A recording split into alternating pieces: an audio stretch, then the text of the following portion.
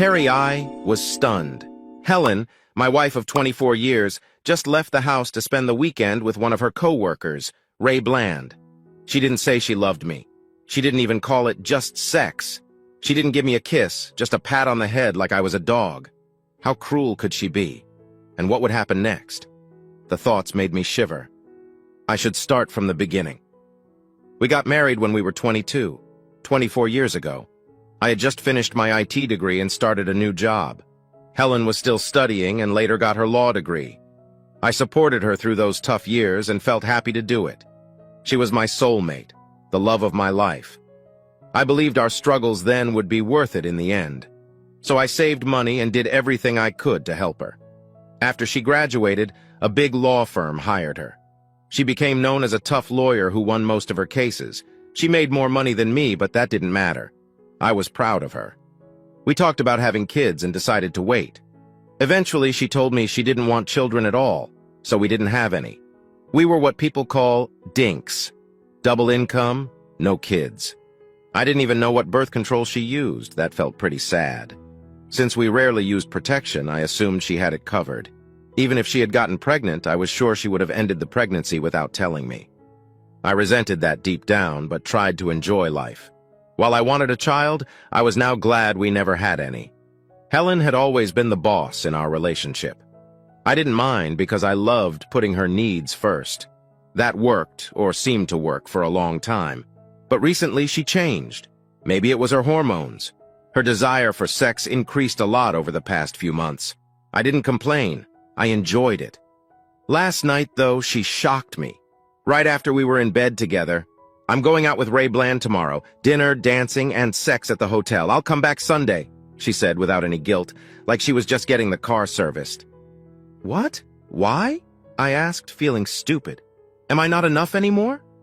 True, she said, but right now no one man would be enough.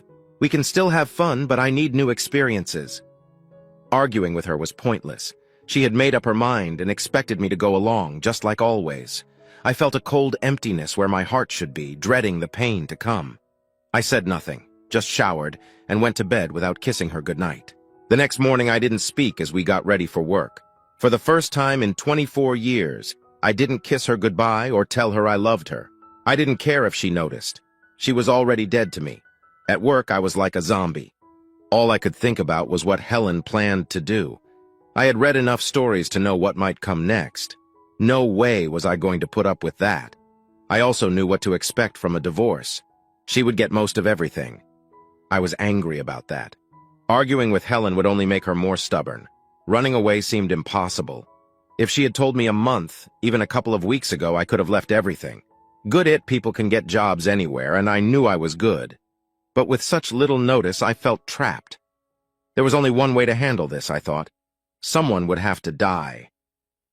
When she came home that evening, she said nothing and got ready for her date. As she showered and dressed, I took my .45 caliber pistol and loaded it. My plan was simple. When Ray came to the door, I would shoot him. I hoped Helen would see it happen. I knew I'd probably go to jail for life. I didn't care, but it didn't go that way. When Ray arrived in his car, he just honked. He didn't even come to the door. Helen patted me on the head like a dog as she left. She didn't see the loaded pistol hidden on the couch. I said nothing but felt a deep rage as she walked out with her overnight bag.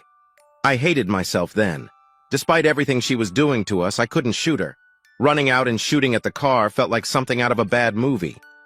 After they left, I grabbed my laptop. I thought about our life together for a long time. Looking through my photo gallery, I remembered our trips to Cancun and Paris, and the cruise we took in the Caribbean for our 10th anniversary. We both looked so happy in those pictures. None of that means anything to me now.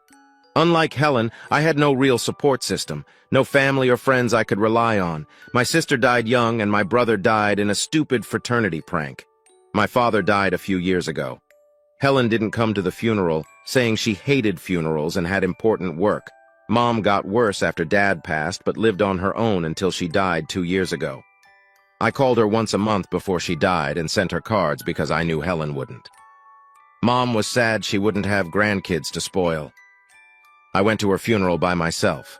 Again. I also had a strange uncle who moved to the Australian outback over 10 years ago. I never heard from him, though Mom talked about him sometimes. I had people I worked with and was friendly with, but no close friends I could confide in, share a drink with after work, watch a game with, or go fishing with. I cursed myself for building my world around my unfaithful wife. I logged into our joint bank account and made some changes. Helen had her own account, and so did I. That was our agreement when we first married. She also had her own credit card.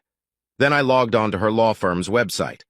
I sent an email to everyone I could find on the firm's website, including her boss, explaining what she and Ray had done. I knew they probably wouldn't see the email until Monday, but that was fine by me.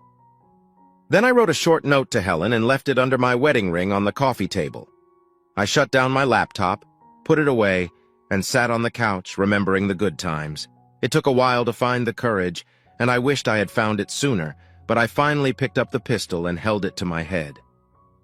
"I'm sorry, Mom and Dad. I hope to see you soon," I whispered before pulling the trigger. Helen. I had all my shots, and he said he was clean, so I enjoyed my freedom. We had been fooling around in Ray's fancy apartment for over an hour after spending the evening drinking, dancing, and flirting. "Bet your husband couldn't make you feel like that," Ray boasted as he lay next to me on the bed. I hadn't thought of Terry since I left the house on Friday. I didn't like Ray talking bad about him, but he was right. There was a time when Terry could keep up all night, but those days were long gone. Sure, Terry was always warm and loving, but sometimes a girl needs something else, I thought. "To be honest, I haven't thought of him at all this weekend," I said. "You made me forget about him. And don't forget, he's a few years older than you. Have you thought more about what we talked about?" "You mean doing this in front of your husband?" Ray asked, raising an eyebrow. "Yes," I said, "just to show him how things will be from now on. Don't worry, it will be fine. Terry's harmless. He didn't even try to stop me when I left the house Friday night." "Well, harmless people can get dangerous if pushed too hard. Remember the Connors case?" Ray warned. "You said he didn't try to stop you. Did he say anything?" "No," I said. "He just sat there on the couch. Actually, he hasn't said much since I told him on Thursday night," I added. "Has he called or texted you?" Ray asked. "No, he hasn't. Don't you find that strange?" "Not really," I told him. "I made it clear this is what I need. He knows how I am once I decide something." "Either that or he's already left you," Ray said. "He wouldn't dare leave me," I said with a laugh. "He knows I love him and this is just about sex." Ray looked at me as if to say, "What's wrong with you?" He softened his expression. "If you say so," he said. "Now why don't you come here one more time?" "Not until you promise to help me set things straight with him tomorrow evening," I said, taking hold of him. Even soft, Ray's size was more than Terry's at his best. "All right," Ray agreed. "I'll help you set things straight tomorrow. Now get up here one more time." We pulled into my driveway late Sunday afternoon. The house seemed quiet, almost too quiet. I saw the yard hadn't been mowed. Terry always mowed on Saturdays. I made a note to talk to him about it. I expected that nothing would change with my new arrangement. "Are you ready for this?" Ray asked. "Sure." I flipped up my skirt to show him I had no underwear on. I was ready. "Let's do this. Do you need any help getting ready? I did keep you busy all weekend." He just looked at me and smiled. I saw he was ready. "Don't say anything to him. I'll do the talking and you do the rest," I told him as I opened the car door. I grabbed my overnight bag and walked to the door. Ray was right behind me. I put the key in the lock and turned it. At least Terry hadn't changed the locks yet, I thought. I opened the door a bit and was hit by a horrible smell. "What is that?" I covered my mouth and peeked inside. What I saw made me feel sick. I quickly closed the door and ran to the yard where I threw up. "What's going on? Are you okay?" Ray asked as he came to my side. "It's Terry," I said after I stopped throwing up. "He's dead." "What, dead?" Ray almost yelled. "Are you sure?" I glared at him. "I'm sure. Half of his head is gone and my new couch is ruined. There's blood and stuff all over it. What do I do?" "You should call 911, Ray said, his voice shaky. "No kidding, Captain Obvious," I told him sarcastically. He flinched, but then looked at me like I had just turned into a snake. "I'm sorry, Ray. I didn't mean to snap at you. I just wasn't expecting this. Could you stay with me until the cops get here?" I reached out and touched his arm to steady us both. "I guess I can stay for a bit," he said reluctantly. "But this is your problem. You need to clean it up." Thanks, I said with a snort as I pulled my phone out of my purse. Jerk, I thought as I dialed 911. The operator said calmly that officers were on their way and should be there within the hour. She told me to stay outside the house until they arrived. Given the smell, I was glad to follow her advice. We sat in Ray's car to wait for the cops, and then it hit me. Terry was dead. All I wanted was some extra fun. I didn't want this. I wanted everything else to stay the same. I wanted him to be there for me when I got older. As the realization hit me, I started crying. Ray held me as I cried for Terry. "You know you have to call Bledsoe," Ray said after a while. "It will be in the paper. Neighbors will talk. You'll need to do an obituary. Even if you cremate him quickly, people will know.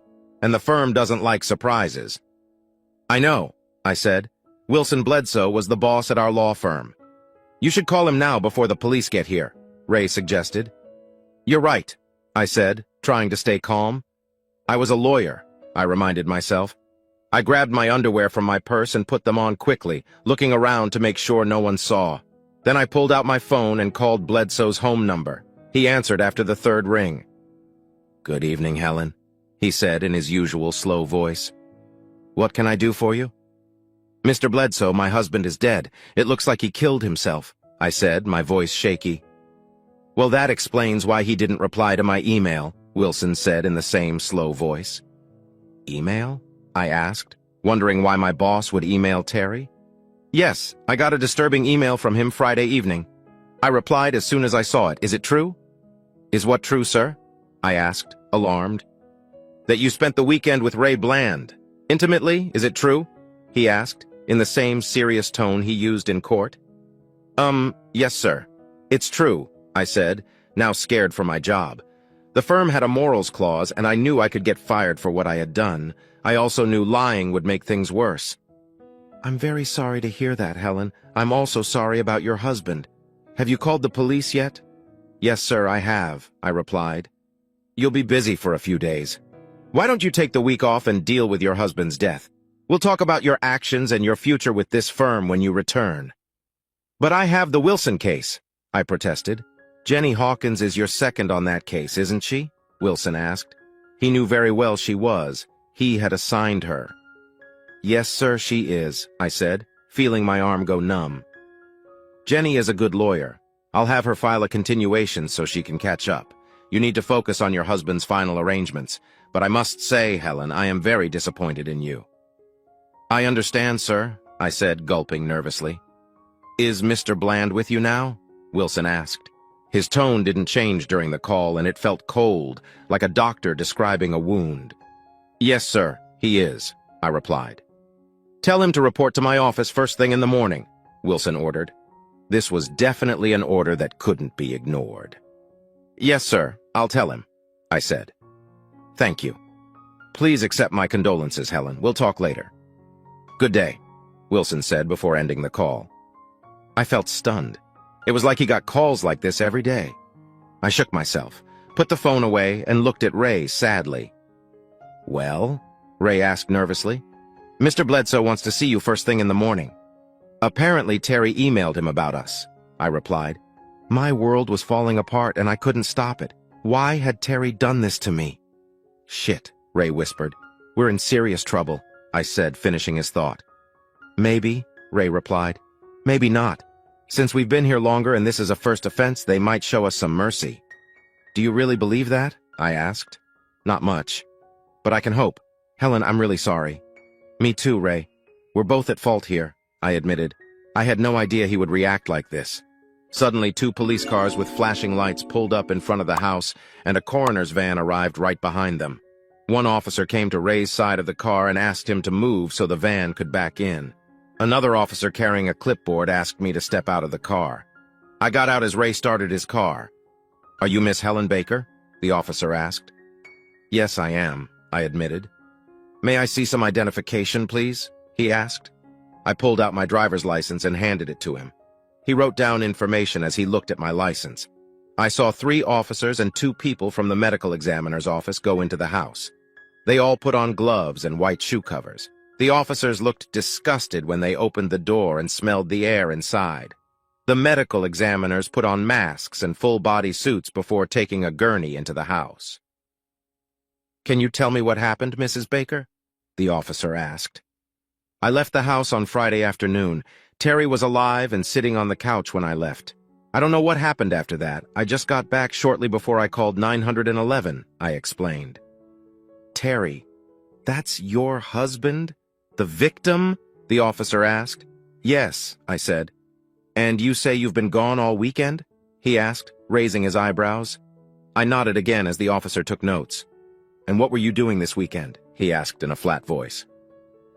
"I was with a friend," I answered, feeling uncomfortable. His eyebrows went up again as he wrote on his clipboard. I felt annoyed and my stomach twisted. It was one thing to tell my husband, but admitting it to a stranger was much harder. "Is that the gentleman you were with when we arrived?" the officer asked. "Yes," I confirmed, trying to stay calm but failing. I've attended hundreds of depositions and even given a few, but this was the first time something like this involved me. He tried to hide it, but I could tell he guessed what was going on. He asked me a few more questions, which I answered briefly. It took him another 20 minutes to finish my statement. I tried to avoid saying too much, but the officer stayed focused. I felt my face turn red as I had to admit that I was at the city's nicest nightclub from Friday evening until late Friday night. Then, I stayed at a fancy apartment complex from late Friday night to Sunday afternoon. I even had to say the apartment number. What could I do? Plead the fifth? Ask for my lawyer? He was just taking my statement at what might be a crime scene. I was just a bystander, even if I was involved. "That's all I need for now, Mrs. Baker," he said. "I need to speak with your friend, now." He walked over to talk to Ray. He passed the spot where I had thrown up on the lawn, paused to note it, and then continued. I looked around. It was evening, but still light outside. I could see neighbors standing at their windows staring at the scene. Some had even walked to the end of their driveways to watch. Damn it. Did it have to be so public? Maybe I should have just stayed with Ray longer and come back after dark. A few minutes later, I saw the medical examiners come out with a gurney holding Terry's body in a closed bag. I shivered, but couldn't look away. They put the gurney in the van, closed the door, and took off their suits. They carefully put the suits in a plastic bag, then got into the van and left. The officers followed them out, and a man wearing sergeant stripes walked toward me with 2 plastic bags. "Mrs. Baker, I'm Sergeant Smith," he said. "We found this near your husband's body. Did you know he had this gun?" he asked, holding a bag with Terry's pistol. "Yes, I knew," I replied. "It was a gift from his grandfather. He had it for years." I felt shaky. Before, it had just been a piece of metal out of sight. Now I saw it as the deadly weapon it was. I suddenly wondered if Terry had taken it out after I left, or if he had it when I left, intending to use it on Ray or even me before turning it on himself. All those stories of murder-suicides on the news that I had barely paid attention to now overwhelmed me. Terry loved me, didn't he? He let me have anything I wanted. Why not this? "We also found this on the coffee table," the sergeant said, showing a bag with a piece of paper. "He apparently intended it for you." I took the bag from the sergeant and saw a typed note and Terry's wedding ring. Shaking, I read the note through the plastic. "Helen, I would rather die than be your laughingstock. I have loved you only for 25 years and always put you first, and this is how you repay me. Well, forget you, you selfish, no-good woman. I pulled the trigger, but my blood is on your hands. When you left to be with Ray Bland for the weekend, you killed our marriage." "You killed me. I hope you live a long, sad life and that you see my dead body every time you close your eyes." The short note ended. "Rot in hell." I gave the note back to the sergeant, my hands shaking. He needed it to finish his report. My knees felt weak, but they didn't give out. If I wasn't in shock before, I was now. I thought about what Terry had written. He had never spoken like that around me, and his letter shook me up. To be honest, I never knew he could feel that way. Maybe if he had said this to me on Thursday when I told him what I was going to do, I wouldn't have left, and Terry would still be alive, but maybe wasn't good enough. I can't deal with what-ifs. I'm a lawyer, so I have to handle things as they are, even if I cause them. I took a couple of deep breaths to calm down and looked at the sergeant. Doubt and questions were part of my job, But my own doubt was scattered in a pool on my front lawn, and any jury I faced wouldn't be kind. "Can I go back into my house now?" I asked. "We're still working on the scene, ma'am. It's not good in there." "Our coroner thinks your husband died Friday evening. I don't think you should stay here for a while. I've called a cleaning service, and they should be here soon. If I were you, I'd go to a hotel until Tuesday or Wednesday." "Can I at least get my computer and some clothes?" I asked, trying to sound professional. "When we're done," the sergeant said. "That could take another hour." He looked at me for a while, then handed me a card. "I know this is a shock. You should talk to someone. I recommend Gina Hastings. She's a good counselor. We send our officers to her when they have a rough time on the job. Tell her I sent you, and she should see you soon." "Thank you, Sergeant Smith," I replied, feeling annoyed at the idea of needing a counselor. "I'll think about it." His face was hard to read, but I could sense his concern. I was standing there, shaking like a leaf. "Your choice, ma'am, but I think you should call her soon. If not her, then a pastor or a good friend," the sergeant said before going back inside. Sighing, I walked to the porch and sat on the bench Terry put up last summer. It was something I had asked him to do. We had only used that bench once since he put it up. I thought about what Terry wrote. Even with my eyes closed, I could still see his words. A few minutes later, Ray walked up and sat next to me, but not too close. I looked around. Most of the neighbors had gone inside or closed their curtains after the van left. A few curious ones lingered. "What did they want?" I asked quietly. "They asked about our weekend," Ray replied with a sigh. "You told them everything?" I looked at him, too numb to be angry. "Pretty much. Just a short version," Ray said. "What did the sergeant want?" "Terry wrote a suicide note," I said flatly. "Crying about how much he loved you?" Ray asked sarcastically. "No. He said what he should have told me Thursday night. Called me selfish and said his death is my fault. And you know what?" "What?" Ray asked. "He's right, I am selfish, and his death is on me. You can't blame yourself, he did it, not you," Ray replied, trying to be comforting. "You have a right to make your own choices." "You're right, I do," I whispered, thinking about Terry's letter. "And I have to face the results of my choices." Ray looked at me for a moment, then kept talking. "I've been thinking about this, and I know how to handle Bledsoe tomorrow. With me divorced and you now alone, there's no reason for the firm to worry about lawsuits. What happened between us is personal and won't make the news. It's not political or social scandal, just a matter between adults. It won't be a big deal and will be forgotten soon. So it wouldn't be smart for the firm to fire us. If we both say the same thing, that will help. I'll call you after the meeting tomorrow and let you know so we can plan." I looked at him. Terry was just a small thing. The man who treated me well was just a small thing. The man I treated poorly was now just a small thing. Ray wanted to save his job, and he didn't know I just wanted to save my sanity. I thought about his words for a bit. Technically, he was right. There was no big scandal. But Bledsoe was strict about the firm's rules, especially about relationships at work. "Let me know what Bledsoe says," I finally said. "I will." "Will you be okay?" Ray asked. "I'll manage," I said blankly. The truth was, I doubted I would ever be okay again. I was determined not to let Ray know my true feelings. "Call me if you need anything," Ray said before leaving. "Yeah, okay," I muttered as he walked away. Soon after Ray drove off, a plain white van pulled into the driveway. A young man with shoulder-length blonde hair stepped out and came up to the porch. "Is this the Baker residence?" he asked. "Yes," I replied. "And you are?" "Jack Harrison, Harrison Cleaning Services. I was told there was an incident here," he replied professionally, handing me a card. "Yes," I said quietly. "The police are still inside." "Thank you," he nodded.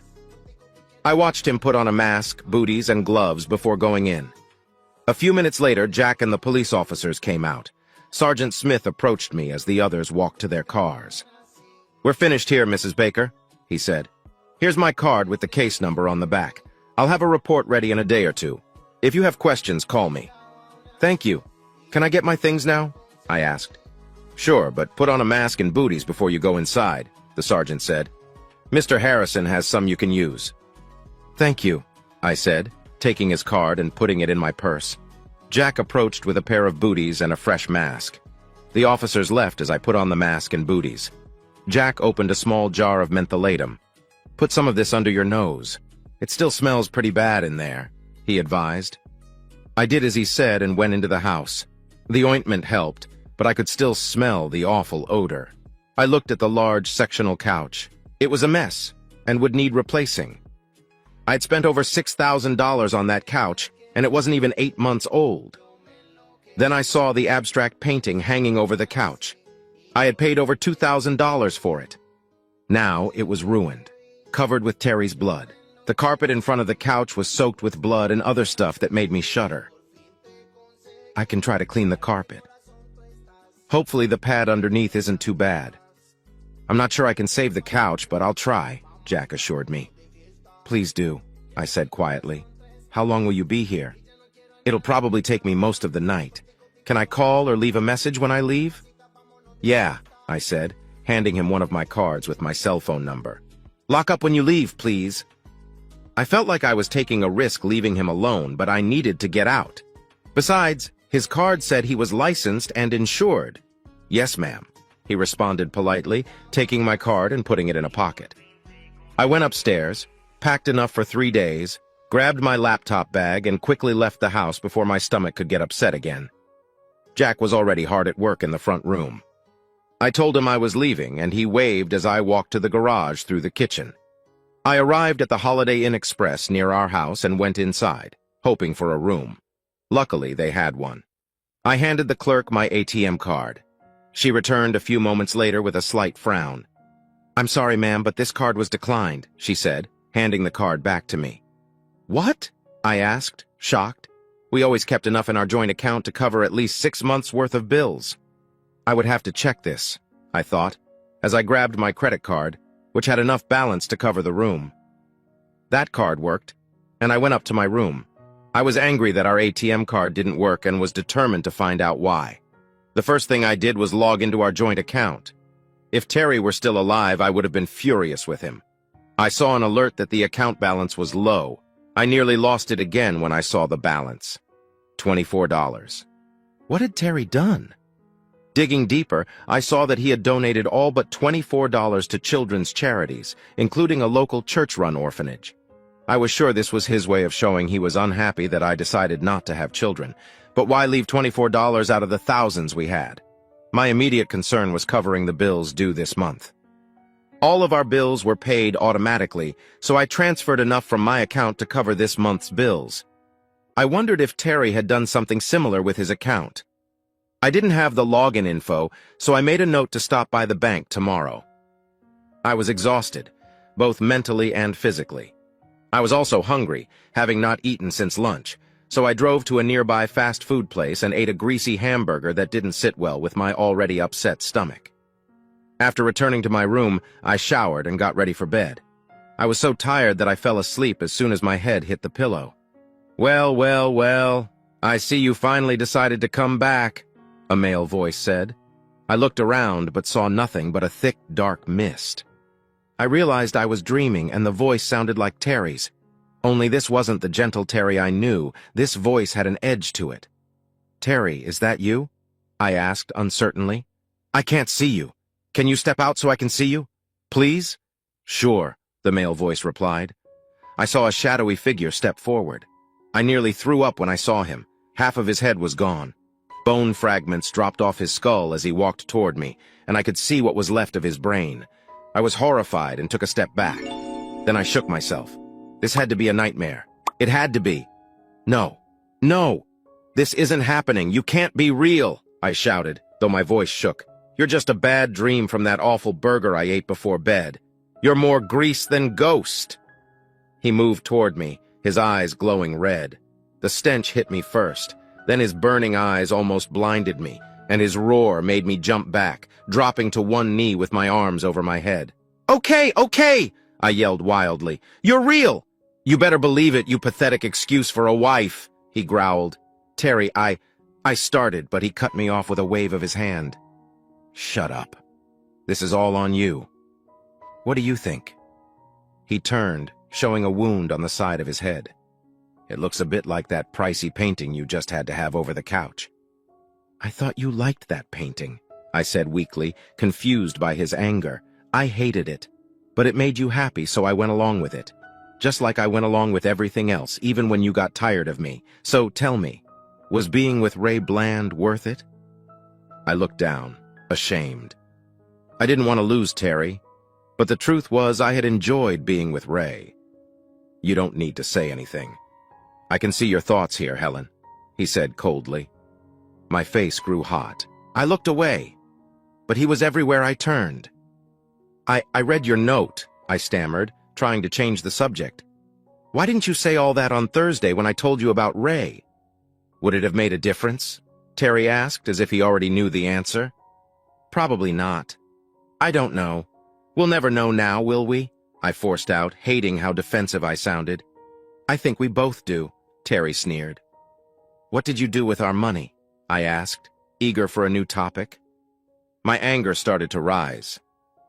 The bills still need to be paid. You're smart.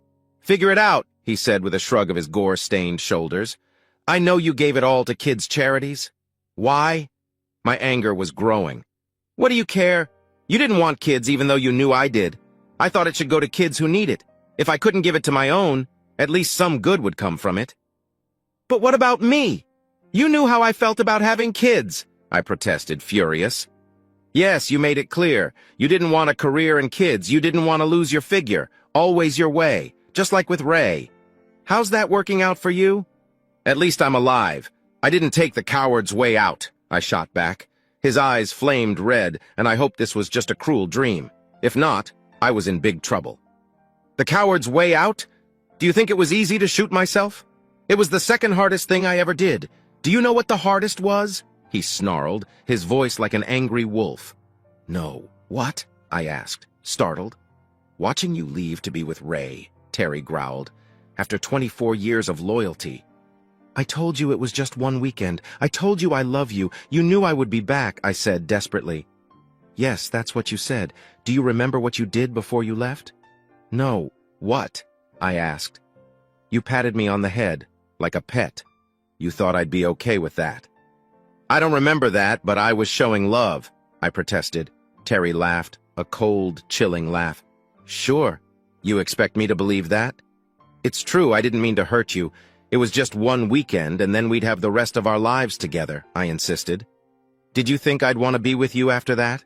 Knowing what you did, and would do again? You're crazy. I'd rather die than be your fool. How do you know that? I asked. Your thoughts are clear here. Look. He pointed to his right. I couldn't help it. My eyes followed his gesture. A cloud of swirling mist appeared and turned into a large silver disc. A cold, terrifying wave ran through me, and I whimpered. An image formed on the disc, like a window to another world. At first, I thought I was watching a bad movie, but then I realized it was me. I was on all fours with Ray behind me. I heard myself mocking Terry, who stood crying. Oh, God! Was that really how I saw Terry when I thought that? I heard a gurgle of pain right behind my left ear. I couldn't turn to look. I felt like ice claws were tearing me inside as I realized my husband was behind me. I let out a small yelp of pure, cold fear and tried to deny what I had planned, pushing it away in my mind. But then I realized something worse. I was the main person in this filthy scene.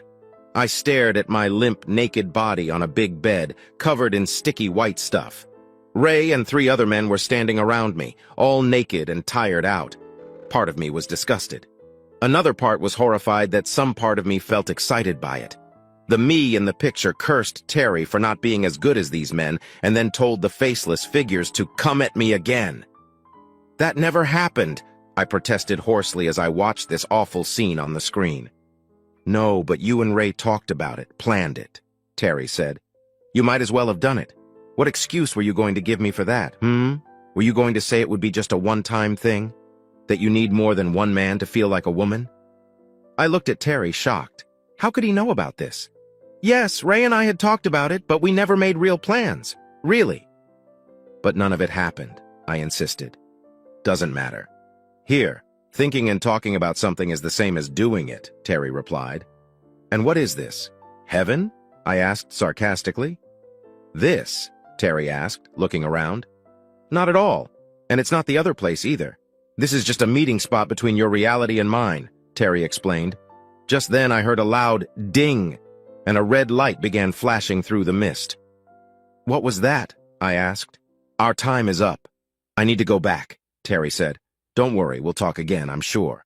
Wait, I have a question, I pleaded. Only one? Terry shot back sarcastically. For now. Why did you leave $24 in the account? You're a smart woman, counselor. You figure it out, Terry hissed. See ya, he added before he turned his back on me. I sat up in bed, my body covered in sweat. Sunlight came into the hotel room. I looked at the clock. 8:30 a.m. Damn. I knew I had fallen asleep last night, but it felt like I had just run a marathon. Exhausted, I stumbled into the small bathroom and did my business, then looked at myself in the mirror. Dark bags hung under my bloodshot eyes, and my face looked more wrinkled than ever. I'm only 46 years old, but the face in the mirror looked at least 10 years older. I remembered Terry telling me so many times I looked 10 years younger than my age and sighed heavily. I had a full day ahead of me, so I showered and then dressed in jeans and a plain blouse. After checking myself one last time, I went downstairs to get some breakfast and a much-needed cup of coffee. Today was the first day of the rest of my messed-up life. I just didn't know yet how messed up it would be.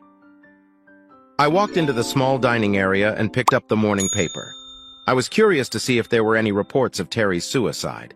After grabbing a light breakfast and a cup of coffee, I sat in a corner out of sight and opened the paper. There was a small note on page 2. It said Terry Baker had apparently shot himself and was survived by his wife, but my name wasn't mentioned. That made me feel a bit better. The last thing I needed was a lot of unwanted attention. I finished my breakfast and walked to my car. I heard my phone ring when I got into my car. I took it out of my purse and saw it was Ray calling. I remembered that Wilson Bledsoe wanted to see him early this morning, so I answered the call. Hello, Ray, I said. How did it go? About like I expected, Ray answered tiredly. They put me on leave while they investigate and decide my fate. They have rules for this sort of thing they have to follow, but it doesn't look good. When will you know the result? I asked. Sometime in the next 2 weeks, Ray said. But I'm not just sitting around. I'll be looking for other options. How are you holding up? He added, almost as an afterthought. I'll be all right, I said, trying to sound brave. I didn't want to talk about last night's disturbing nightmare which still haunted me. Then another thought hit me. By the way, does anyone else at the office know? Only everyone with an internal email address, Ray said, exasperated. It seems Terry told everyone. Crap, I sighed, seeing my career and reputation swirling down the drain. Anyway, no use hiding it now. Do you want to get together for lunch or something? He asked, sounding a bit hopeful. I stared at the phone for a moment. It was almost like I could read his mind. He was on leave with not much to do but look for a job and spend time with me. I had just had my life turned upside down. Finally, I broke the tense silence. I have a lot to do today, so I don't think I'll have time. Besides, I don't think that would be wise right now, do you? I asked seriously. You're probably right. I'd better let you go. Call if you need anything, Ray said. We ended the call and I checked my messages out of curiosity. I saw a text from Jack letting me know he was leaving the house. The message was sent at 5:30 this morning, meaning he had been there all night. I saw another message from my older sister, Janice. I saw the paper this morning. Was it your Terry who took his own life? Janice's message asked. Yes, I typed back. I'll call and explain later. Janice was older than me by 2 years, and she often acted like a big sister. I wasn't ready to talk about it right then. I drove home and parked in the garage. When I entered through the kitchen door, the smell of cleaning fluids hit me. It was strong, but at least it covered the awful smell from before. I held my breath a little, not wanting to breathe it in too deeply. In the front room, I saw the couch looked almost new. That was a relief. I wouldn't need to buy a new one, but I knew I'd never sit on it again. I felt a bit angry at Terry for choosing the couch instead of his chair. I did notice that the painting above the couch was still in good shape. Jack had cleaned up well. Feeling pleased with Jack's work, I went upstairs to our home office. I gathered important papers, Terry's bank info, our wills, and mortgage insurance. I put them all in my briefcase. The house felt too quiet without Terry. I could hear the ticking of the grandfather clock downstairs. For a moment I smelled something bad and felt a chill. I almost ran out of the room but forced myself to stay and keep working. I remembered I needed to inform Terry's work about his death. I played the messages on his desk phone. They were all from his office asking where he was. I called back and spoke to Allison Jones, his boss. "Helen, we've been so worried. Is Terry okay?" she asked. "No, Allison, he's not." "He passed away," I said, trying to stay calm. "Oh no, what happened?" she asked, clearly shocked.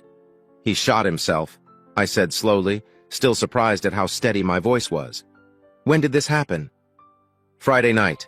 I was out for the weekend," I replied, hoping she wouldn't ask more. "I'm so sorry, Helen. Let us know about the memorial. We all want to be there," Allison said, "and we'll get in touch about his insurance and 401k. Call us if you need anything." "Thank you, Allison," I said, relieved she hadn't pressed for more information. We said our goodbyes and ended the call. It went better than I expected. I knew Terry's work had insurance, which would pay out a good amount. I wasn't sure about the details, but his 401k would help too. I hung up the phone and felt the silence of the house again. We had many happy years here, but now it felt like a tomb. Everywhere I looked, I saw reminders of Terry. It was just memories, not his ghost, but it felt eerie. I forced myself to think clearly. No one was watching me. I opened windows to air out the chemical smell, grabbed my briefcase, and left the house quickly. At the bank, I asked for the balance on Terry's account. We had access to each other's accounts for emergencies. I had his ATM card and PIN. The teller checked the information and then fetched Arnold Johnson, the bank manager. "Mrs. Baker, could you step into my office?" he asked politely. "Sure," I said, following him. I sat across from his large, dark desk as he looked at his computer. "I'm glad you came in today," Arnold started. "I was planning to call you." "Oh? Why?" I asked, feeling anxious. "There were many transactions from your accounts over the weekend. I wanted to make sure you knew about them," he explained. "I know Terry made some donations on Friday," I said. "I didn't know about them and hoped they could be reversed. I also wanted to check his account activity." Arnold raised his eyebrows in surprise. He looked at his computer screen before answering. "I'm sorry, Mrs. Baker. The donations were made just before the cutoff time on Friday, so most of them have already gone through." "I need that money," I said. "Is there any way to get it back?" "You could try contacting the recipients and explaining the situation. They might give the money back, but there's no promise," Arnold said, looking a bit sorry. "I can print out the list of everyone who got the donations." He glanced at the screen again. "It's a long list." I thought really hard. Just asking nicely probably wouldn't work. I could take them to court, but with so many charities, the costs would be higher than the money I'd get back. Plus, my reputation would suffer. I felt sick inside and could almost see the news headline. "Greedy lawyer tries to take food and shelter from needy children." I imagined the jury thinking, so she cheated on her husband, causing him to kill himself. Now she wants to take money from orphans. Let's give her what she deserves. I'd be lucky if they didn't publicly shame me. "At least you get a big tax deduction," Arnold said, trying to lighten the mood. I stared at him, puzzled by his attempt at humor. After a few awkward seconds, he cleared his throat and looked away. "What about Terry's account?" I asked, trying to change the topic. Arnold looked at his computer, then at some documents. He sighed, adjusted his expression, and spoke to me again. "He has just enough money to keep the account open. There was a lot of activity on Friday. He paid off his credit card and then canceled it. He also paid some other bills." Arnold paused, waiting for me to say something, but I stayed silent. Then he added, "And there's a big payment to Westside Funeral Home and Crematory." That hit me hard. I knew that Funeral Home took care of Terry's parents. He had clearly planned this for a while. "What about our other accounts?" I asked. "He didn't touch those. Your joint savings account and your certificates of deposit are still fine," Arnold said after checking his computer. "Good," I said, feeling a bit relieved. "Is there anything else you need, Mrs. Baker?" he asked. "Yes," I said, pulling another folder from my briefcase. "I need to file a claim on our mortgage insurance. The bank required us to have insurance that would pay off the mortgage if anything happened to Terry or me." We got the policy through the bank, and I knew there wasn't a clause for suicide. I gave the paperwork to Arnold, who reviewed it and checked his computer. "Everything looks good," he said, pulling a form from his drawer. "You need to fill this out and return it with a copy of your husband's death certificate. A payment is due soon, so the quicker you get this back to me, the better. I'll let the home loan department know to expect it." "Thank you, Arnold," I said, putting the form in my briefcase. "You're welcome, Mrs. Baker, and I'm sorry for your loss. If you need anything, please call," Arnold said, shaking my hand. He was professional, but I felt like he was judging me. I tried to ignore it. I thanked him and left the bank, feeling a bit better. I was hungry, so I stopped for a light lunch and then went to the West Side Funeral Home. A slim young man with a white shirt and tie met me almost right away. His hair was neatly combed and seemed to have some hairspray. He smiled and shook my hand. "Welcome to West Side Funeral Home. I'm Alan Markham. How can I help you?" he said nicely. "I'm here about my husband, Terry Baker," I said. "Baker. That name sounds familiar. Please come to my office," Alan said, still smiling. I followed him to a nice office and accepted his offer of coffee. After giving me a cup, he looked at his computer screen for a few moments. "Yes, I see it here. I tried calling him earlier today, but couldn't reach him." "That's because he's dead," I said quietly. "I see," Alan said slowly. "I'm sorry to hear that. When did it happen?" "Friday," I said, not wanting to share more than necessary. He ordered a basic cremation service and paid in full on Friday. "It's unusual for clients to pay right before they need our services," Alan commented. "Was he very sick?" "No," I replied, still not giving more details. There was a pause before he spoke again, looking at the screen. "Well then, we need to finalize the arrangements. Do you have his death certificate?" "No, not yet," I said, knowing it could take a couple of weeks. "They took his body to the morgue on Sunday. I'll get it when the coroner is done." "When you get the certificate and they release his body, let me know and we'll proceed, Mrs. Baker," Alan said. We spent the next hour discussing the details. Terry and I weren't the type to attend church often, although he was brought up in a mainstream Protestant church, either Methodist or Lutheran, I think. To me, a memorial service seemed pointless. I thought they could just cremate him and be done. Alan asked if I wanted to keep Terry's ashes, but that idea gave me chills. "No problem. Mr. Baker paid to have his ashes placed in a columbarium if you don't want them," Alan said. Feeling down, I left the funeral home and needed to talk to someone. I looked at my watch and realized Janice might be home since she worked part-time at the county library. Taking a chance, I called her. "Hello, little sister," Janice said when she answered. "I was wondering when you'd call." "I've been busy this morning," I said. "There are so many details to handle. Can I come over? I really need to talk." "Of course," Janice said in her usual caring voice. "Richard's still at the hospital and won't be home until late, so we have plenty of time." Richard, Janice's husband, was a surgeon who often worked long hours. "Thanks, sis. I'll be there in a few minutes." We ended the call and I drove to her place. We always got along well and I knew I could tell her anything, though I wasn't sure how she'd take this. She greeted me with a smile when I arrived. "Do you want to talk about it over a cup of tea?" she kindly asked. "Sure," I replied. Janice went to the kitchen while I sat at the dining room table, feeling nervous. She came back with 2 cups of hot tea. I liked sugar in mine, so I stirred some in. I had planned to jump right into my story but found myself lost for words. "So tell me what happened," Janice said gently when she sat down. I took a sip of tea, gathering my thoughts, then told her about my weekend. Janice listened quietly as I explained how I'd taken a break from my marriage and what I found when I returned home. She didn't interrupt and kept a neutral face as I spoke. I flinched inside but kept my voice steady as I described everything that happened. Well, almost everything. I didn't tell her about my plans to shock Terry when I got home, nor did I mention the nightmares about Terry, as I didn't want her to think I was crazy. "And to think I considered you smarter than me," Janice said quietly when I finished. "You became a lawyer, married a man who worked hard to support you while you finished college. Was your weekend worth it?" Her tone was calm but felt like a slap to me. "It was just supposed to be a break," I protested. "I told Terry it didn't mean anything. It was just something I needed to do before I got too old. Just one weekend. And he overreacted." I snorted and stared at my cup instead of looking at my sister. Deep down, I knew I had just lied to her. I had told Terry it was just one weekend, but I had plans for more. Terry didn't know that at the time, so she didn't need to know either. Just one weekend, huh? And you expected him to welcome you back like nothing happened?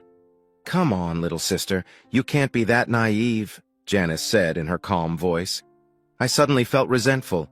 I wasn't a child. I was a grown woman. Hadn't I just shown that?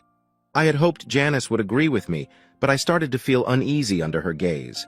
Then she asked, "So, if Terry had told you he was going away with a woman for the weekend, would you have welcomed him home with open arms?" I hadn't thought of that and wasn't expecting it from my sister. I quickly responded, "First off, Terry would never cheat on me. He wasn't that kind of man. Second, I would destroy him in a divorce, and he knew it."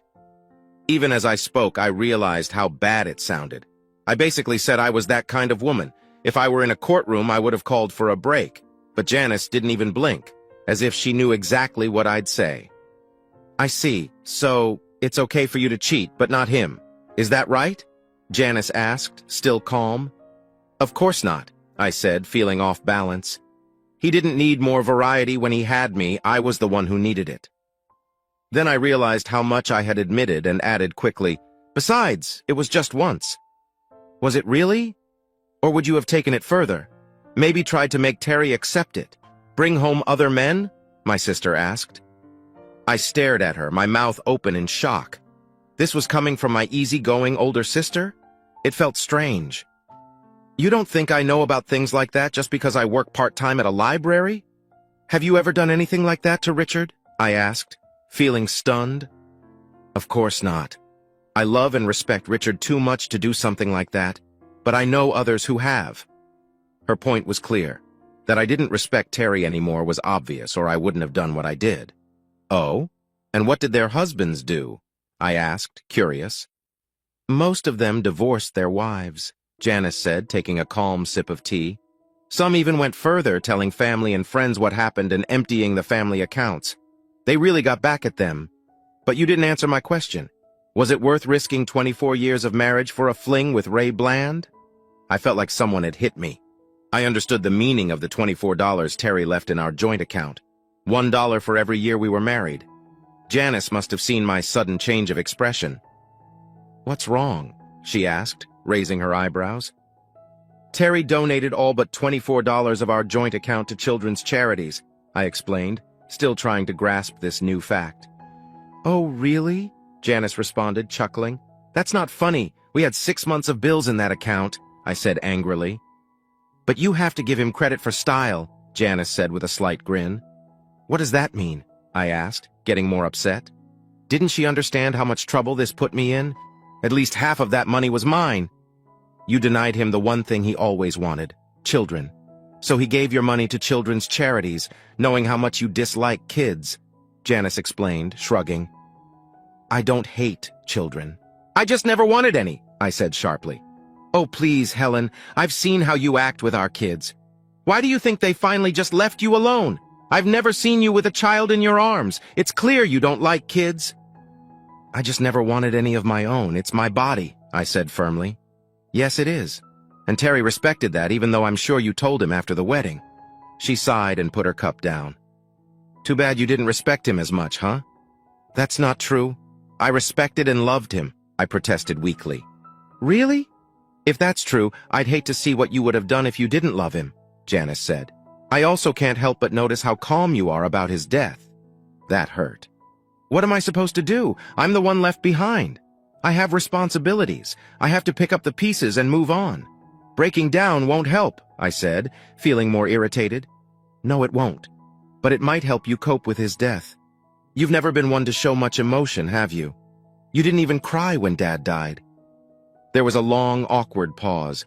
Then Janice said, looking me in the eyes, "Which means you are either holding it all in and might explode one day, or you are just numb and it will come out later." "Showing emotion has never been my strong suit," I replied softly, pushing the discomfort away. "Yes, I know. So what now?" Janice asked after another moment of silence. "I guess I have no choice but to move on, right?" I asked, letting some bitterness into my tone. "No, you don't," Janice replied. "But Richard and I will be here for you if you need us. We may not approve of your choices, but you are family and we still care about you. Thanks, Janice. I appreciate that, I said, truly grateful that my older sister still cared for me, even if she thought I didn't deserve it. We spent the next hour talking about other things, which helped me feel a little better. Richard is on his way home, Janice said, glancing at her phone. Would you like to stay for dinner? It'll just be leftovers, though. Your leftovers are always good, I told her. I'd love to stay. We had a nice dinner and talked about everything except the big problem, which suited me fine. Richard didn't talk much, but was at least somewhat sympathetic. When he walked into the house, he nodded to me and exchanged a quick look with Janice. They communicated silently in that deep, married way. I looked away to hide my expression, wondering when Terry and I had lost that connection. Thinking about it wouldn't help me get my money back or pay the bills. We ate lasagna, which Janice always made too much of, and then had some of her homemade apple pie. I always enjoyed her pies and gladly took a big slice. We finished the evening with a small glass of wine and some light conversation. Realizing I needed to leave, I thanked Janice for the meal and headed for the door. Janice stopped me and hugged me tightly. "We do love you, Helen," she murmured. "Thanks," I stammered, surprised. "I love you too. If you need anything, just call," Richard said softly. "Thank you," I replied. We said our goodbyes and I drove back to the hotel. In my room, I turned on the TV for some background noise, changed into my nightgown, and collapsed on the bed. Though my eyes were on the TV, my mind replayed my talk with Janice. She was right, about everything. Was I really the uncaring person she said I was? "Yes," I heard Terry say. I turned quickly toward the voice, surprised. He was leaning against the wall, looking at me. Why are you here?" I asked, confused. "That's easy. You fell asleep," he said with a small smirk. "I did?" I didn't remember. The last thing I recalled was someone talking on the TV. "Are you going to haunt all my dreams?" I asked, feeling a cold fear in my stomach. "I wouldn't last if I couldn't sleep." "That's the plan," he replied with a twisted smile, showing parts of his skull. "So you really think I'm an uncaring, selfish person?" I shot back, trying to sound braver than I felt. "Yes," Terry said, unfazed. "Your actions make it clear. Look," he nodded at the TV. Surprised, I looked at the screen. It showed moments from my life, kind of like a movie. After a few minutes, a tear threatened to fall as I watched scenes from our marriage. We were so young and happy then. As the movie went on, I saw changes, mostly in myself, I admitted. Terry was always supporting me. He worked hard so I could finish school. We saved every penny, eating grilled burgers he cooked on an old gas stove in our tiny apartment. We didn't have much back then, but it didn't matter. We had each other. I got a job after graduating and things began to change. We saved enough to buy a house when the market was good. There were more years of saving, but things got better. As my career grew, I thought kids would hold me back. I couldn't look away. It was clear how self-centered I became. Over time, I began ignoring Terry's work, his concerns, and his dreams. I wasn't thrilled about getting pregnant from the start, but I hid that from Terry. It was my decision. When he brought up having kids, I kept putting him off, using my career as an excuse. "You should have been honest about not wanting kids from the beginning," Terry said from somewhere out of sight, his voice so emotionless it gave me chills. "You knew I wanted kids," he growled as we watched. "I'm sorry," I mumbled as the movie played. I saw a wall grow between us as time passed. Terry always supported me, putting my wants over his own. At the same time, I saw myself losing respect for him. When I saw that one of my deposits was more than his whole monthly pay, things got worse. He made good money, but I made more. Living better with both our salaries didn't seem to matter to me. My motto was, what's mine is mine, and what's his is mine too. By then, it was clear I was in charge of our marriage. Though Terry resented it, and I could see just how much now, he kept quiet. He was committed to our marriage and to me. I saw him realize on our 12th anniversary that he could manage fine with his own money. But he saw divorce as failure and didn't want to ruin the balance between us. Me? I enjoyed being the boss. Maybe that's why I started flirting with Ray. By the time the affair started, I had no respect left for Terry. "Yeah, you are," Terry hissed. It was a late response to my apology. Where was this strong Terry when I needed him? Maybe if he had stood up to me, I wouldn't have left last Friday. Was it only 3 days ago? It felt longer. Then the alarm beeped. I turned it off and looked at the wall where Terry had stood. He was gone. Was it just a dream? Or was Terry right? And this was my new reality. I got out of bed, did what I had to do, showered, and brushed my teeth. I hardly recognized the old face in the mirror. I looked awful and felt even worse. Though I had slept, I felt drained. I packed, went downstairs for breakfast, and checked out. The house smelled better than yesterday, but it still felt like a tomb. The master bedroom felt like a fridge, and passing the couch felt like touching ice. I shivered harder at the thought of sitting on it. I had no idea what Terry would do next. Could he do anything other than haunt my dreams? Did I want to know? I walked around, keeping busy by going through Terry's belongings. Then it hit me. I needed to talk to Jerry Smith. He was the estate planning expert at our firm. I knew he might be upset that I told the bank about Terry's death, but I wasn't too worried. "I was wondering when you'd call," he said when he picked up. I wondered what else he knew about my situation besides Terry being dead. I decided not to ask and kept things strictly business. I told him what I had already done, and he reassured me he'd handle it all. This was a perk of working at the law firm and would take a huge load off my mind. "Thanks, Jerry. I appreciate it," I said. I tried to sound sincere, but probably just sounded tired. "No problem. That's what they pay me for. Can you gather all your financial stuff and bring it to me this afternoon?" Jerry asked. "Yeah. How about 3 o'clock?" I replied, checking the clock. "Works for me," Jerry said. I spent the rest of the morning collecting everything, including a copy of Terry's will. I felt a bit uneasy, as I felt cold drafts, even though no doors or windows were open. Sometimes I heard the stairs creak as if someone was walking. I told myself it was just nerves and kept going until I had everything. A hot shower calmed me down, and I changed into something nicer than jeans, but not as formal as my business suits before leaving the house. When I got to the office, people gave me odd looks and then quickly looked away. They must have heard what Ray and I did over the weekend. My cheeks felt hot, and I hurried on. "Going casual today, Helen?" Wilson asked from behind me. He was smiling, but it didn't reach his eyes. "I'm here to see Jerry about Terry's final arrangements," I said, feeling defensive. "Smartest thing you've done since Friday," he replied. "When you're done, can you come by my office for a few minutes?" "Of course," I said, suddenly worried about my job. He was old-fashioned but the managing partner, and I knew an order when I heard one. I finally reached Jerry's office. He waved me in with a forced smile. We shook hands and he offered me coffee. I handed him my paperwork and we went over everything. "Everything seems in order," Jerry said after reviewing my papers. "I'll take care of the rest. Is there anything else?" "Yes, I need to update my will and living trust," I told him. "That makes sense," he said, pulling my file. "Your husband was listed as your beneficiary, executor, and medical proxy." "I want my sister, Janice Hopkins, listed instead," I said, "and give her power of attorney, just in case." "Okay, just write it in and sign. I'll make the updates.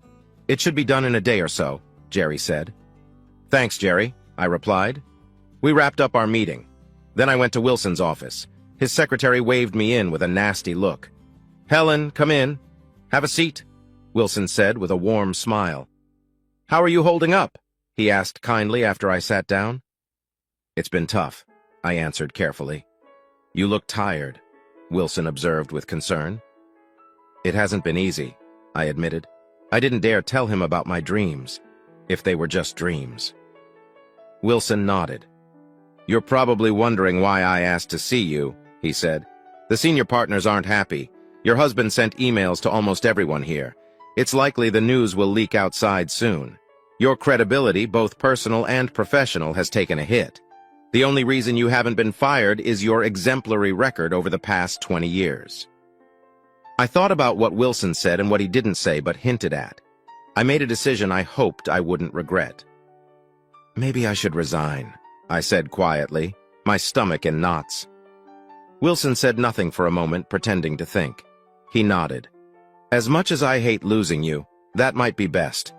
But given your long service and excellent record, I'm sure the partners would let you stay on the payroll for the rest of the month. That should let you handle your husband's final affairs. We'll put together a decent severance package.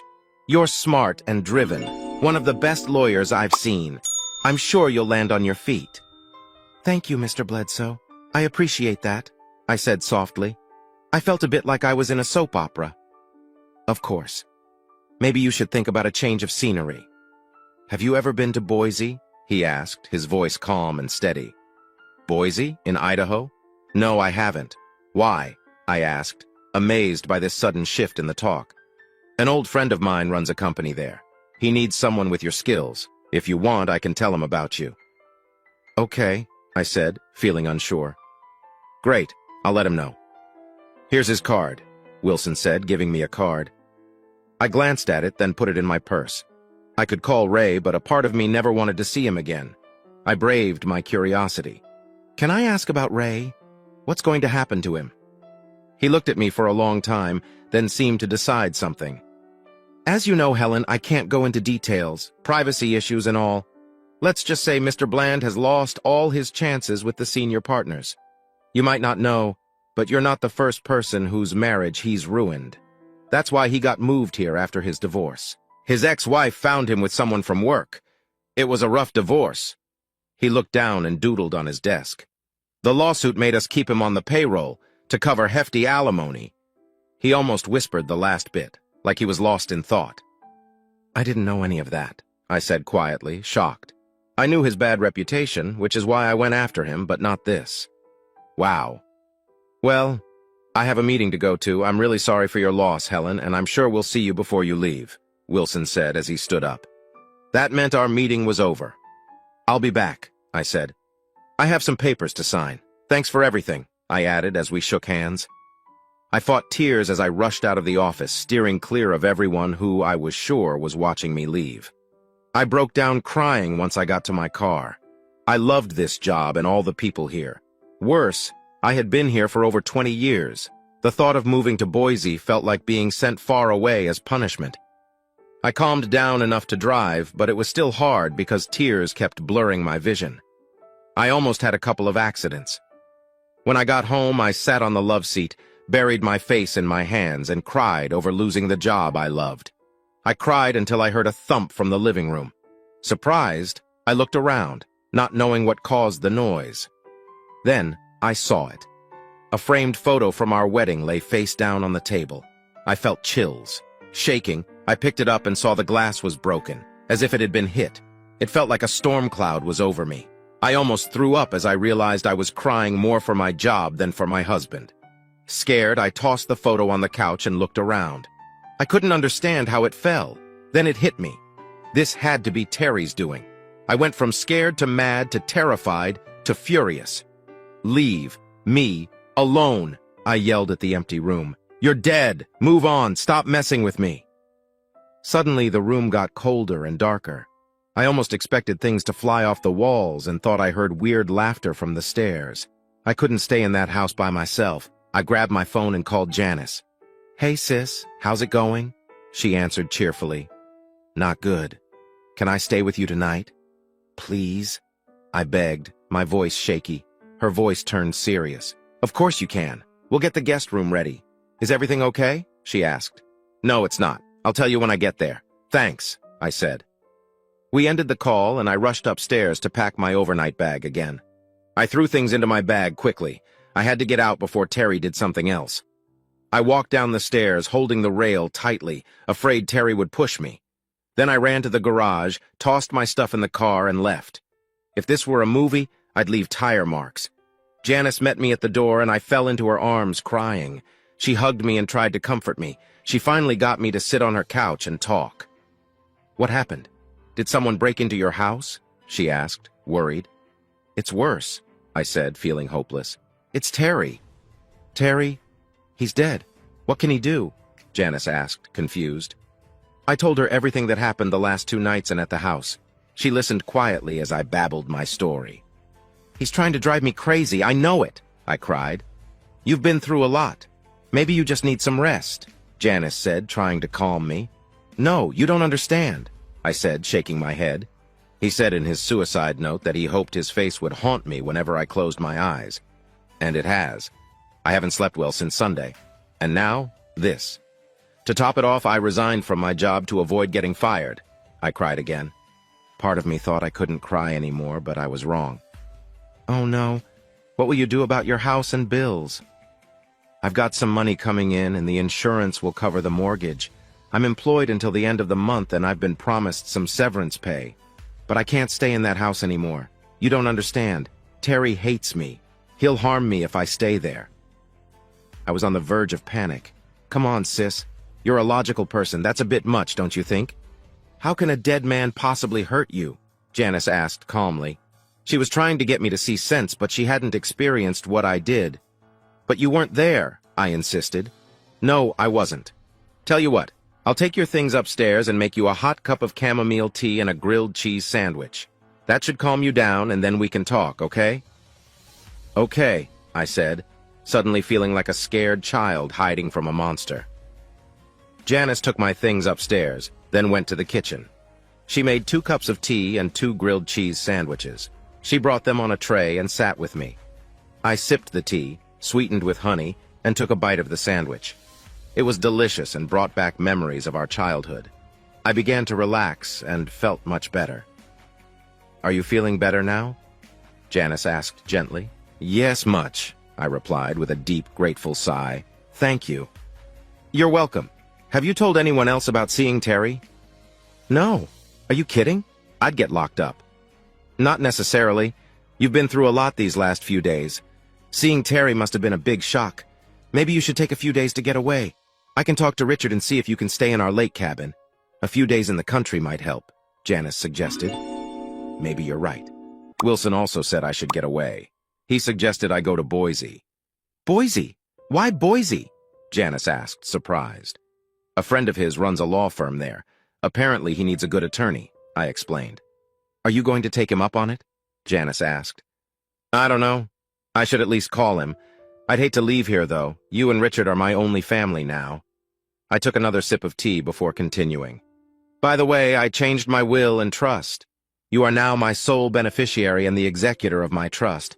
I've also given you power of attorney just in case something happens to me. I hope you don't mind. No, of course not, Janice said. But you're still young. I expect you to be around for a very long time. I hope so. But I like to be prepared, I said. We ate and drank in silence for a few minutes. I've really messed everything up, haven't I? I whispered. You haven't helped your situation, Janice said gently. I guess I wanted everything my way, I remarked sarcastically. And look at what it's cost you, Janice said quietly. She didn't have to say it. I already knew what my choices had cost me. My husband of 24 years is gone, my career is nearly over, and I can't even sleep well, all because I listened to office gossip and convinced myself I had to be with Ray Bland.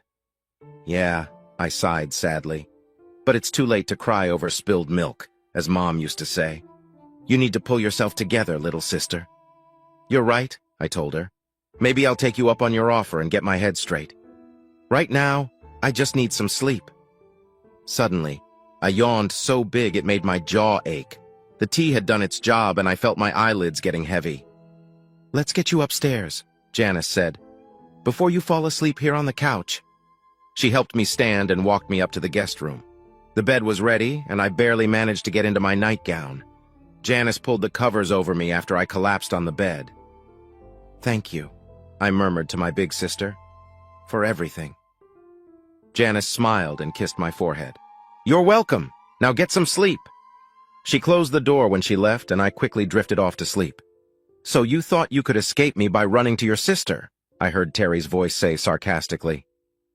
I looked around and saw the bedroom filled with a thick gray mist. Terry stepped out of the closet, pieces of his head falling as he walked. Why are you here? Why can't you leave me alone? I asked desperately. Leave you alone? Ha! I'll never leave you alone, Terry growled, his broken face turning even uglier. That was you in the house, wasn't it? With the picture. Yes, it took a lot of energy to do that, but now that I know I can do it, I'll do it more often, Terry sneered. Please, can't you just leave me alone? You're dead. You're supposed to move on, I begged. Yes, I am dead. But whose fault is that? You pulled the trigger. I didn't force you, I shot back. Yes, I did. It was either me or your boyfriend, but he was too scared to leave his car, Terry snapped. You were going to hurt Ray? I was horrified. My Terry, my kind, gentle Terry, had turned into someone who could kill. His face turned angry. First, I was going to shoot him, make sure he couldn't hurt anyone else. Then I would have killed him. Would you have killed me? I thought about it. Really. But that would have been too easy. I wanted you to suffer. It didn't have to be like this. His eyes flashed red and I held back a scream. So how should it have been, dearest? He yelled, and I shrank back. Should I have just gone along with your cheating and lost all my self-respect? Should I have left, letting your lawyers destroy me in court? Should I have run away with what money I could grab, always hiding from private detectives, or burn down the house and end up in prison? I should have talked about all these great options with my family and friends. Oh wait, I had no family and I spent all my time being a good husband. I had colleagues but no real friends other than you. Your legal skills left me with no good choices, so I did the one thing you never expected. It let me keep a bit of pride and get some payback, so I pulled the trigger because it was the only choice I had. And now, my blood is on your hands. Look. I looked at my hands and saw dark red blood, thick drops falling onto Janice's bedspread. I pulled away in horror. You might not see it during the day, but it's there, and nothing can clean it off, Terry added. He shook, and I heard his teeth knock together. More pieces of his ruined head fell, but vanished before they hit the ground. In a hoarse, pained whisper, he said, I can't move on. I have unfinished business. I can't rest until it's done. He seemed to grow darker, and I almost screamed. By the way, was your thing with Bland worth this? You lost me, and you lost that nice job, too. I know that job meant more to you than I did. Look, Terry, I'm sorry, okay? I shouldn't have done it. I get it now. Go away. Leave me alone, I said weakly. I was exhausted and hated the things he was making me face. I don't think you really get it, Terry replied more softly. You're right. You shouldn't have done it. You should have never even thought about it. But you still think you deserve whatever you want, no matter who gets hurt. It's still all about you. And I won't leave you alone. Ever. Please, Terry, I can't take any more, I cried as tears ran down my face. Well, you know what they say. One in one hand and see what you get in the other. I wanted a loving wife. Where did that get me? Enjoy your miserable life, Terry sneered before laughing crazily. He went back into the closet, and the mist followed him like a vacuum. The blood on my hands and the bedspread disappeared. I fell onto the pillow, tears streaming down my face. The next thing I knew, the sun was shining through the window. I got up, smelled bacon from downstairs, and checked the bedspread, but there was no blood. I went into the bathroom, did my morning routine, got dressed, and went downstairs. I didn't feel better, but I didn't feel worse either. Good morning, Richard said cheerfully, sitting at the table with his coffee. Janice is almost done with breakfast. Want some coffee? Thanks, I will, I said. I greeted Janice, who was piling bacon on a plate, grabbed my coffee, and wished for a double espresso. I sat at the table. How did you sleep last night? Richard asked, looking at my tired face. Not too well, I admitted. You saw him again? Janice asked, putting bacon and eggs on the table. I glanced at her and then at Richard. He looked concerned, not shocked. For a moment I felt betrayed because Janice had shared my secret with Richard. Then I understood. They were a real couple and shared everything. Yes, I replied. Am I going crazy? I asked Richard. I'm a surgeon, not a psychiatrist, he said with a small smile. But from what Janice told me, it sounds like you've been through a lot of mental pain and stress. With everything about Terry and your job, maybe you're right, I said quickly, not wanting to talk about my problems again. But if you like, I can talk to our hospital's psychiatrist. She's very good. Maybe she can help you. I might take you up on that, I said. We each grabbed some bacon and eggs and started eating. Janice was the best cook I knew next to my mom, and her eggs were delicious. We also talked about you staying at the lake cabin for a few days. It might help you relax, Richard said. That would be nice, I said. I knew the medical examiner wouldn't release Terry's body until the end of the week, and I still had 3 weeks before I was jobless. Maybe a few days at the lake would help. Good. Then it's settled. I'll give you a key to the place before I head out. Will you be okay driving up there? Richard asked. I'll be fine, I said, trying to smile. We finished our breakfast, and I helped Janice clear the table. Richard took the key to their cabin from his pocket and gave it to me. I had been there many times and knew the way. "Enjoy your stay," Richard said with a smile. "Thank you both." "For everything," I said, hugging each of them. "It's our pleasure," Janice replied, "and call if you need anything." After saying goodbye, I packed my things and left. I thought about going home to get a few more things, but decided not to. After yesterday, I didn't want to set foot in that place again. I stopped at Walmart and grabbed a few supplies, then got back on the road.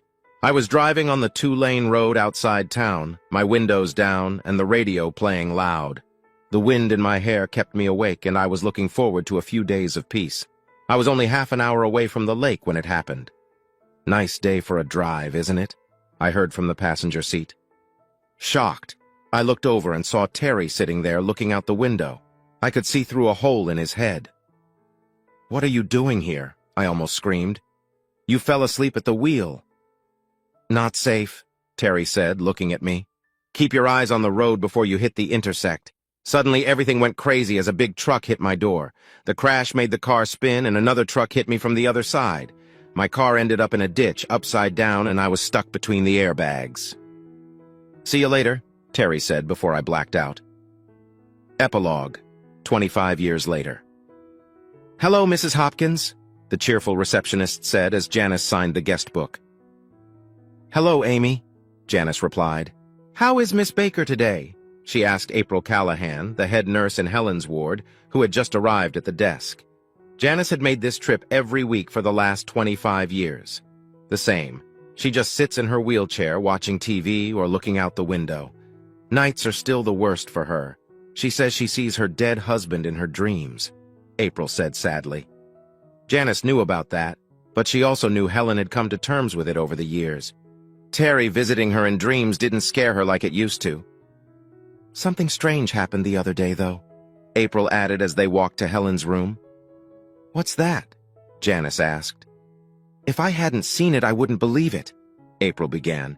"You know the picture she has of her and her husband on the shelf?" "Yes, I know the picture.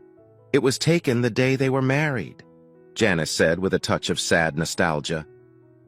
I was in her room, feeding her lunch, when the picture suddenly fell forward, face down. "It didn't just fall over. It slammed down hard and the glass broke," April said. "I almost jumped out of my skin when it happened." "Maybe there was a draft," Janice suggested carefully, feeling a shiver. "No, all the windows were closed and no fans were on," April replied firmly. "That is odd," Janice said. She remembered Helen saying the same thing happened in her house the day before the accident. That crash had left Helen in a coma, and she never fully recovered. "She's mentioned things moving in her room before, but I always thought it was someone on staff while cleaning. I've never seen it happen." But the strangest thing was Helen's reaction, April added. "Oh?" Janice asked. "Yes." She just smiled, looked at me and said, "He's still mad at me." "Does that make any sense to you?" April asked. "Strangely enough, it does," Janice said with a sad smile. "I'll tell you about it one of these days." "I can't wait to hear that story," April replied. "I have rounds to make, but the front office wants to see you about her benefits before you leave. I'll talk to you later." "Okay," Janice said. She got to her sister's room and saw the frail 71-year-old woman sitting in her wheelchair looking out the window. She remembered the accident like it was yesterday. Helen was on her way to the lake cabin when she was hit by a big truck and then another truck coming from the other direction. The police report said Helen must have fallen asleep at the wheel and drove through a red light. Officers said Helen had to be cut out of her car using the jaws of life and was lucky to be alive. The car had slowly filled with water from the ditch, and she almost drowned. She and Richard had blamed themselves for a long time. They should have driven her to the cabin knowing she was that tired. The police report made it clear that it was her fault for not stopping at the light, so the trucking company was not to blame. Luckily, Helen still had her law firm's health plan, which paid for her hospital bills, but the health benefits didn't cover everything for her long-term care. Janice, now handling Helen's finances, had to use all of her sister's money, including both their 401ks and the insurance money from Terry's firm. Janice also sold Helen's house after paying off the mortgage. She used most of that money to cover Helen's medical bills and other expenses. Helen was now on Medicare, but she still needed to pay for things like medicine. The medical costs from the last 25 years had nearly drained all of Helen's money. She knew that if her sister lived much longer, she might need to move to a less nice nursing home. "Look what I brought for you," Janice said, pulling a new blanket from her big bag. "I just finished it yesterday." "That looks so nice," Helen whispered. "Thank you. I thought it would help keep you warm at night." "I'm sure it will," Helen said, looking out the window. "Can you keep a secret?" she asked. "Of course," Janice replied. "That weekend I spent with Ray, I haven't even told Terry yet, but I realize now that it wasn't worth it," Helen said, as a single tear rolled down her face. The room got a bit colder and the heavy hospital bed shook slightly. Janice looked at the bed, scared, then back at her sister. "I think he already knows, dear," Janice said softly. Fade to Black Hay audience. If you liked this video and want to keep up with more thrilling stories, make sure to subscribe to Prince Cheating Tales and hit the notification bell. You don't want to miss out on our upcoming adventures. Thanks for watching, and we'll see you in the next wonderful story.